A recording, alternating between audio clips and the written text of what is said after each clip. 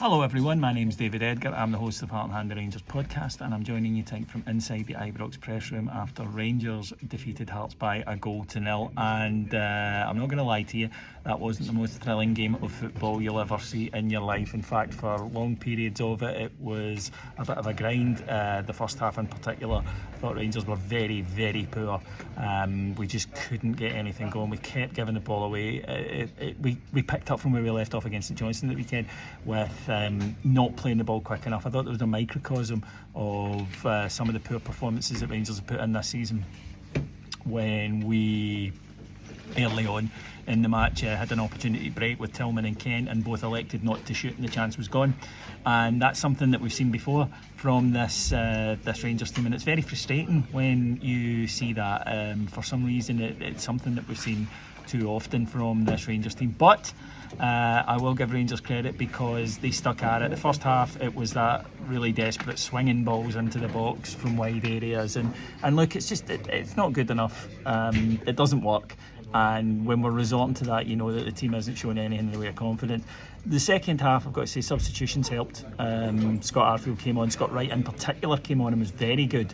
Alfredo Morelos came on and was good. Kamara came on and added a bit of something into the second half, and Rangers began to play through them more. That was a key thing. Rangers began to play through Hearts, and the goal when it came, brilliant bit of play from Ryan Kent, send three of them for a hot dog, slips in a ball to Barisic, a different type of ball. He then picks out Malik Tillman, who's making the run rather than just putting it into an area or swinging it across, and boom, great finish, and it's 1-0. And after that, actually, Rangers were pretty comfortable. I thought it's a first clean sheet for King and Davies together, and don't underrate that. That's a big thing because Hearts have got some decent attackers. And I think, you know, you've got players there like Shankland, Snodgrass, etc. Barry Mackay came on. It is important, but look, nobody's going to change their tune based on that. You can't watch that and say that that's a brilliant performance or a squad just about to click, because it simply isn't the case. But what you can do is watch it and think that, well, look, we are, you know, we've got the points, let's get three on Saturday. Both the manager and Borna Barisic, who did the press conference, spoke to us afterwards, and they both said, look, you know, we know we've just got to win right now. We're not playing well, we're aware of that, but we just have to get the victory. And I think that's spot on. You know, they're not going to suddenly, I think, turn in a brilliant performance. It's going to be a tough game on Saturday. St Mirren are in good form at home, and Rangers will really need to put in a far better performance than they did tonight, and a far better performance than they did on Sunday. But get to this break. I think we all need it. Ibrox was tonight, you know, was crap, and no wonder in the first half, because some of the passing was just dreadful.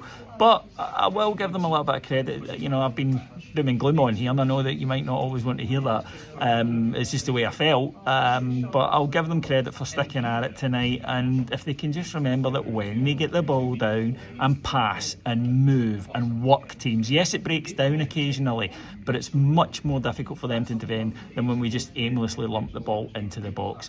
Thanks for joining me, folks. I'll talk to you again on Saturday, and then you'll get 4 weeks peace from me as the World Cup kicks in. Pleasure talking to you. Take care, everyone. Bye-bye.